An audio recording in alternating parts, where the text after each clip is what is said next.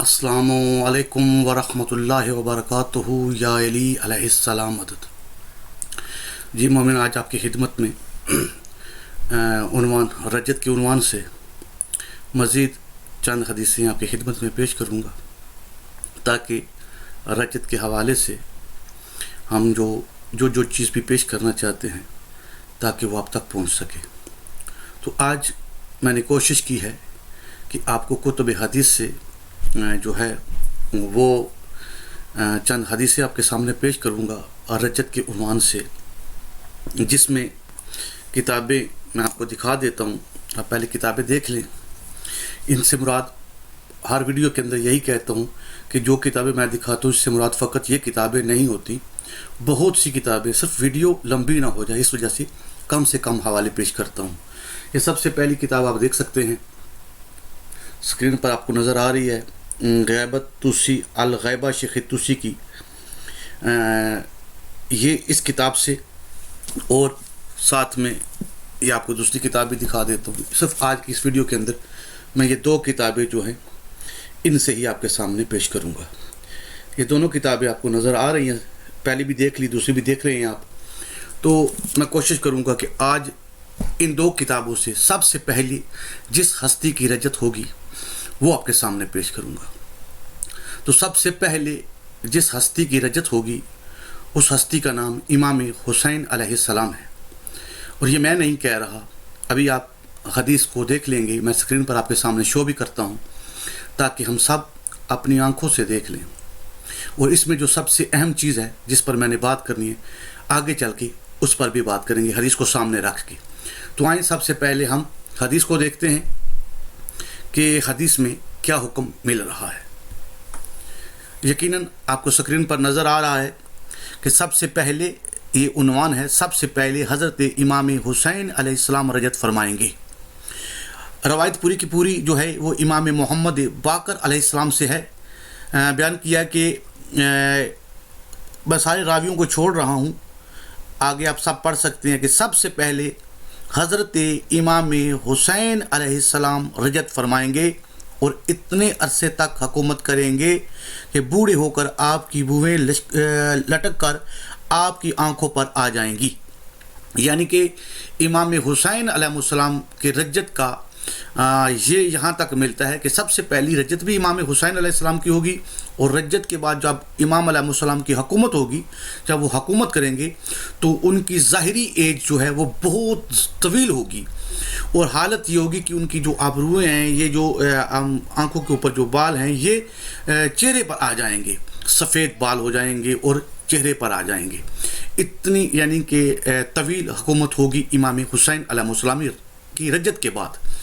ये आपने पहली हदीस देखी है जिसके अंदर आप किताब आपकी आंखों के सामने मैंने पेश कर दी है। ये बिहारुल अनवार, जो आपको दोनों किताबें दिखाई हैं, बिहारुल अनवार की ये रवायत जो है, असल जो है वो मुंतखब बसायर की है, वो भी मेरे पास पड़ी हुई है, लेकिन सिर्फ इसलिए ज़्यादा किताबें शो नहीं कर रहा कि वीडियो लंबी ना हो जाए। अब हम चलते हैं दूसरी हदीस की तरफ। जो ये पेज आपको नज़र आया, ये पेज नंबर 527 नंबर पेज पर बिहारुल अनवार जिल्द नंबर 12 के अंदर ये आपको मिल जाएगी। अब हम चलते हैं हदीस नंबर पेज नंबर 565 पर। ये 565 पेज जो है, इस पर देखते हैं कि इस पेज पर ये यकीनन आपको नज़र आ रहा है। ये जो आपको नज़र आ रहा है इसमें मैं हाईलाइट कर देता हूँ ताकि आपको देखने में आसानी, क्योंकि इस पर हमने ज़रूरी बात करनी है। यहाँ मैं हाईलाइट कर देता हूँ ताकि आपको जिस चीज़ के बारे में मैंने बात करनी है वो पता चल जाए। फ़अकूनु अव्वल मन यनशिकुल अर्ज़, ये असल मतन मैं आपके सामने पेश कर रहा हूँ। जहाँ आपको नज़र आ रहा है ये मैंने हाईलाइट कर दिया है ताकि ये जुमला आपके दिमाग में रहे कि इसमें यनशिकुल अर्ज़ कहा गया है। लफ्ज़ जो हदीस के अंदर असल जुमला है, यानी कि ज़मीन फटेगी, यनशिकुल अर्ज़ ज़मीन फटेगी। अब इसके हदीस के जो असल तर्जुमा है उसकी तरफ हम चलते हैं कि हदीस के तर्जमे में हमको क्या मिलता है। तो ये یہاں سے آپ کو ترجمہ نظر آ رہا ہے، یہ امام محمد باقر علیہ السلام سے حدیث ہے۔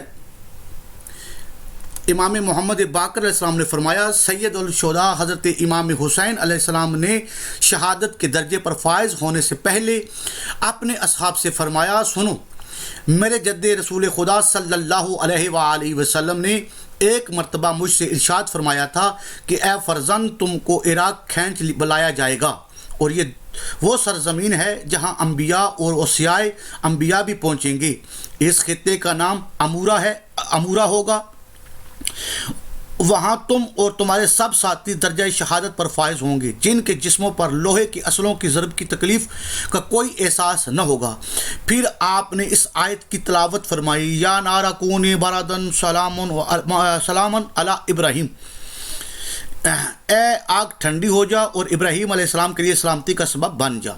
یہ جنگ تم پر اور تمہارے اصحاب پر ٹھنڈی اور سلامتی کا سبب ہو جائے گی، لہٰذا یہ خوشخبری سنو، خدا کی قسم جب ہم لوگ قتل کر دیے جائیں گے تو اپنے نبی صلی اللہ علیہ وآلہ وسلم کی خدمت میں حاضر ہوں گے۔ اس کے بعد امام قدر خاموش رہے، پھر فرمایا، سب سے پہلے میرے لیے زمین شق ہوگی۔ یہ دیکھ لے جملہ اسی جو میں نے اوپر پہلے ہائی لائٹ کیا تھا کہ ینشق الارض جو ہے کہ مولا امام حسین علیہ السلام نے فرمایا کہ سب سے پہلے کہ جس کے لیے زمین پھٹے گی وہ کوئی اور نہیں۔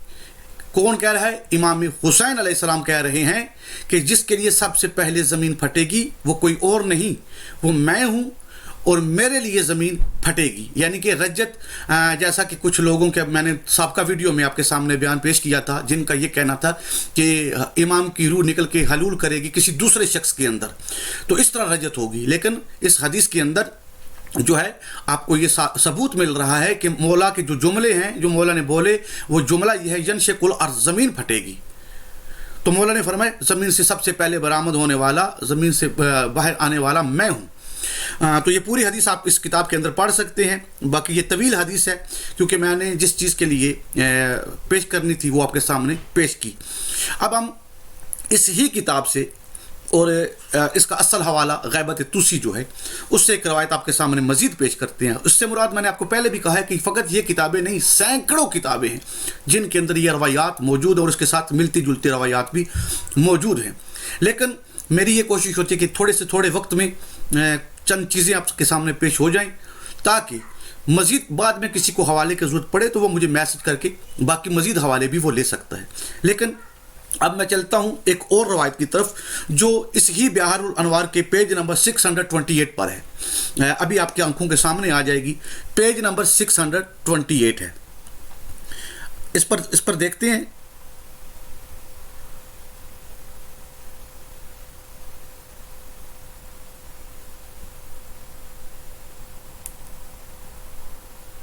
یہ آپ کو نظر آ رہا ہے 600، ابھی میں دکھا دیتا ہوں، آپ دیکھ لیں، اوپر آپ کو سب سے نظر آ رہا ہوگا، ہر مومن، میں ہائی لائٹ کر دیتا ہوں، یہ ہائی لائٹ ہو گیا ہے، آپ اس کو دیکھ سکتے ہیں، یہ اس کا عنوان ہے، ہر مومن کی قبر میں کوئی جا کر کہے گا۔ یہ پوری روایت آپ کی آنکھوں کے سامنے ہے، میں پیش کر دیتا ہوں۔ اب یہاں پر بھی ایک نقطہ ہم نے بڑی قابل غور ہے، جس طرح پہلے میں نے حدیث کا اصل متن آپ کے سامنے پیش کیا، اس ہی طرح اس حدیث کو بھی دیکھنا ہے کہ اس حدیث کے اندر حکم کیا ہے۔ یہ حدیث بتا رہی ہے ہم کو کہ اس حدیث کے اندر یہ حدیث جو ہے یہ مفضل بن عمر سے ہے، اور مفضل بن عمر جو ہے آپ کو پتہ ہے کہ سرکار صادق علیہ محمد علیہ السلام کے ہی اصحاب میں سے ہیں، اور فرماتے ہیں کہ جب امام قائم علیہ السلام کا ظہور فرمائیں گے تو ہر مومن کی قبر میں کوئی آ کر کہے گا، اے شخص، تیرے امام نے ظہور فرمایا، اگر تو ان کے ساتھ ملحق ہونا چاہے تو ملحق ہو جا، اور اگر چاہے تو یہیں اللہ کے فضل و کرامت کے سائے میں قیام کر۔ اب دیکھیں یہاں پر بھی قبر کی بات ہے، قبر کے اندر آ کے فرشتے کہہ رہے ہیں جب امام علیہ السلام کا ظہور ہوگا تو فرشتے قبر میں آ کے کیا کہیں گے اس مردے کو کہ اے مرد مومن، جس امام کے ظہور کے انتظار میں تو نے زندگی گزاری اور تیری زندگی میں تیرے امام کا ظہور نہیں ہوا تھا، اب تیرے اس امام کا ظہور ہو چکا ہے، تو ہم تیرے پاس آئے ہیں۔ اگر تو اپنے امام کے پاس جانا چاہتا ہے تو ہم تیرے ساتھ ہیں، ہم تجھ کو لے کے چلتے ہیں، تیرے پاس اختیار ہے۔ اور اگر تو یہاں پر ہی رہ کے خدا کے فضل اور اس کے کرم کے فضل و کرم میں رہنا چاہتا ہے تو جہاں تو موجود ہے تو یہاں پر ہی رہو، یعنی کہ قبر میں ہی۔ اب تجھ پر ہے کہ اگر تو اپنے وقت کے امام کے پاس جانا چاہتا ہے، یعنی قبر میں سوال ہو رہا ہے، کسی ماں کے پیٹ میں نہیں، نہ کسی اس مردے کی روح کو کسی اور میں ڈالنے کی بات ہو رہی ہے، بلکہ قبر کے اندر ہی فرشتہ آ رہا ہے۔ اور حدیث یہ بتا رہی ہے کہ اس حدیث میں یہ بتایا جا رہا ہے کہ دیکھو تمہارے امام کا ظہور ہو چکا ہے اور ہم تمہارے پاس آئے ہیں، اب تم نے اگر جانا ہے تو تمہاری مرضی، اگر یہاں ہی رہائش پذیر ہونا ہے اور خدا کے فضل اور اس کے کرم سے لطف اندوز ہونا ہے یہاں پر تو تمہاری مرضی ہے۔ اگر جانا چاہتے ہو تو یقیناً جو مومن بھی ہے جو اپنے وقت کے امام کے لیے جو دعائیں اور خواہشات کرتا رہا، اور جیسا کہ حدیث کے بہت سی حدیثیں ہیں جس میں امام علیہ السلام کے ظہور کی دعا کا بھی حکم ہے اور انتظار کا بھی حکم ہے، اور کہا کہ اگر کوئی شخص یہ دعائے عہد پڑھتے ہوئے اس دنیا سے رخصت ہو جائے تو ائمہ معصومین علیہ السلام نے وعدہ کیا ہوا ہے کہ ہم اس کو قبر سے اٹھا کے اس کے امام کے ظہور میں، جب امام کا ظہور ہوگا تو وہاں پہنچا دیں گے۔ یہ دعائے عہد اور دعائے عہد کے علاوہ بہت سی زیارات اور اس کے علاوہ بہت سی حدیثوں کے اندر یہ سارے وعدے جو ائمہ معصومین علیہ السلام نے اپنے چاہنے والوں، اپنے شیعوں کے ساتھ کیے ہوئے ہیں کہ، اور شرط یہ رکھی کہ اگر تم سچے دل سے اپنے امام کے ظہور کا انتظار کرتے ہو اور ظہور نہیں ہوتا تو تم مر جاتے ہو، تو معصومین علیہ السلام نے یہ وعدہ کیا ہوا ہے کہ ہم تم کو اس قبر سے بھی اٹھا کے جب تمہارے امام کا ظہور ہوگا تو واپس لے آئیں گے۔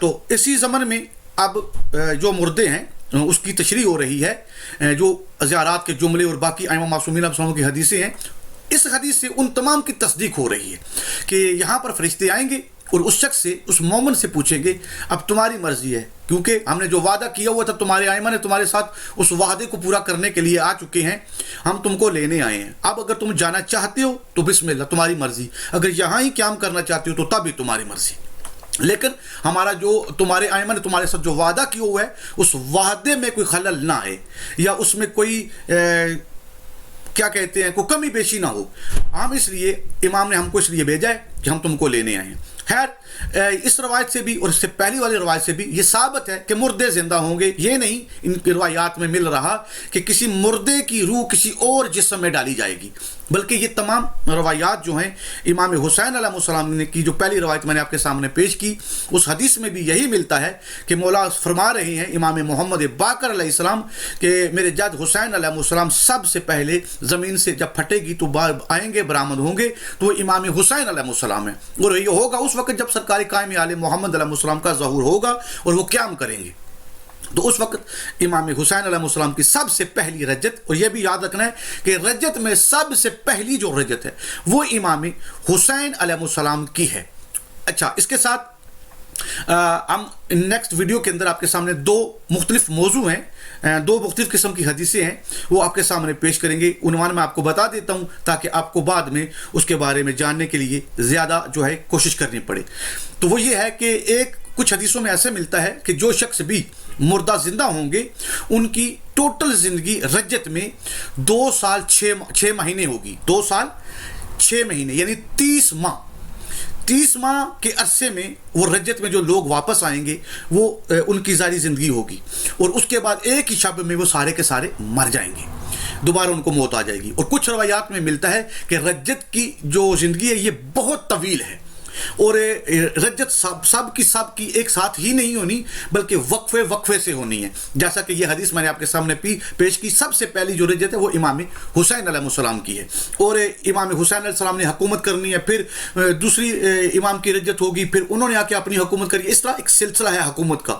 یا جیسا کہ اس حدیث کے اندر بھی آپ کو معلوم بتایا کہ امام علیہ السلام کی جو حکومت ہوگی وہ حکومت اتنی طویل ہوگی کہ رجت میں جو امام علیہ السلام رجت کریں گے تو ان کی طویل ہوگی. اس طرح باقی جو ہیں ائمہ معصومین علیہ السلام ان کی جب رجت ہوگی تو یہ سلسلے وار ہوگی، یہ نہیں کہ ایک دن.